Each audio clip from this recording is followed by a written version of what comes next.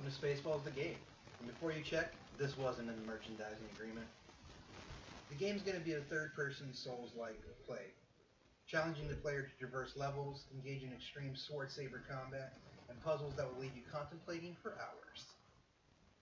What went right? Team cohesion and communication was a strong point. Over the past 4 months, we pulled together a team of overachievers and created what we feel to be a quality product.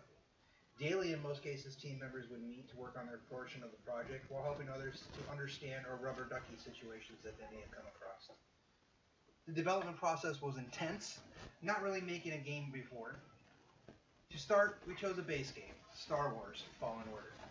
In comparison to this, we quickly took on the Spaceballs theme and embraced the fact that we were entry-level designers, using some of our flaws to make the game more comedic. From this, we then determined the 3 design pillars of our game, and later to design our levels around as well. Player combat was a core design pillar our team decided upon, and this is greatly reflected in the work that Harrison put into the player combat system.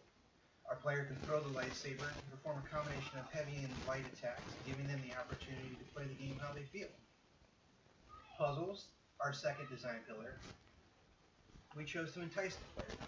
We wanted to challenge the player with solving situations where a particular item or sequence would be needed to progress forward. Advanced movement and mobility was the last design pillar that we determined would be in the game. Rope swinging and wall climbing would be those choices.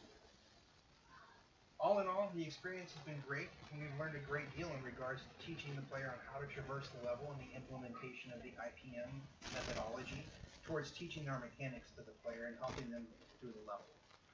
Using Unreal Engine, our team members have gained knowledge in AI, animations, sequences, as well as asset creation and the visual blueprint coding, just to name a few. What went wrong?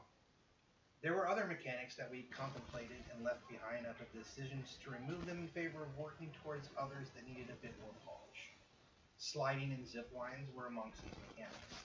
A lot of tutorials were followed and learned from. This did lead to some complications, as 6 people would be trying to make everything work together in the project with what they found in the tutorials. This, in turn, led to late nights of troubleshooting and debugging to make systems work before deadlines. Looking back at this, we would suggest that all tutorials are reviewed and understood before attempting to integrate this into an already standing infrastructure. Simply following the tutorial and hoping it would work is a recipe for failure every time. In comparison to the beginning of the Capstone project, our current game does not vary that much. Our team has been able to establish a vision early in the process, and this helped to make decisions when it came to the overall design. At this point, we're going to introduce all the members of the team and allow them to explain their contribution to the project. Thank you for your time. Hello, my name is Michael Hoffman. In addition to voicing the video you just heard, I was the main designer of the turboshaft, engine room, and cave levels. I programmed all of the AI in the game, and I did program the jam cutscene sequence. Hello, my name is Raymond Vong. I am the lead UI tech. I was responsible for main menu visuals, pause, and level progression. I was also responsible for some of the audio such as level ambience and dialogue. I also designed the cathedral level. Hello, my name is David Jackson. I contributed the fracturing of walls or static objects, turrets with help, doors, again with help, and a timer trigger that activates and deactivates certain actors on a level as well as spawns in new enemies. I was also the level designer for the Princess Rescue level, which was heavily inspired by Spaceballs in the layout of the level and has the player using every bit of the mechanics learned throughout the game up until that point, as well as practicing and mastering the turret. Hello, I'm Matt Elliott, and I worked on the player checkpoint system and integrated into the player respawning, as well as the whole Temple of Yogurt level. I also helped with stitching together the narrative of the game to make it cohesive across the board to actually mirror as much as possible to the movie itself. Hello, my name is Harrison Four. I am the designer behind the player characters' movement, animations, and the player characters' combat. I also designed the tutorial level and the final level, Path to the Self-Destruct button, and developed puzzles.